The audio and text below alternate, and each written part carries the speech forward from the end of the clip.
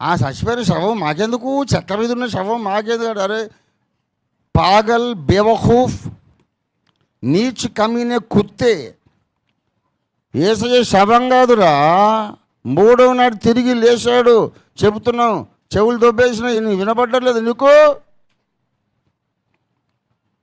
యేసు మూడవ నాడు తిరిగి లేచాడు. సమాధి ఖాళీగా ఉంది, శిష్యులు ఎత్తుకుపోలేదు. వాస్తవానికి ఇంకా సమాధిలోనే ఉన్నాడేమో. ఆయన శవానికి లేపనం చేద్దాం మంచి సుగంధ ద్రవ్యాలని శిష్యులు వెళితే అక్కడ లేదు బాడీ. ఎత్తుకుపోయిన వాళ్ళు అయితే ఎందుకు వెళ్తారు అక్కడికి? 40 రోజులు భూమి మీద సంచరించాడు.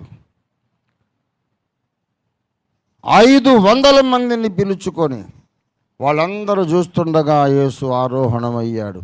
ఆరోహణం కాకముందు ఈయన దెయ్యమా భూతమా ఏంటి ఆత్మ ఏంటి అని అంటే, రే బాబు నేను భూతాన్ని కాదు, నేను చనిపోయి లేచాను. అపనమ్మకమా మీకు, అనుమానమా? రండి నా ప్రక్కలో వేలు పెట్టండి, నా చేతులలో నా పాదములలో వేలు పెట్టండి.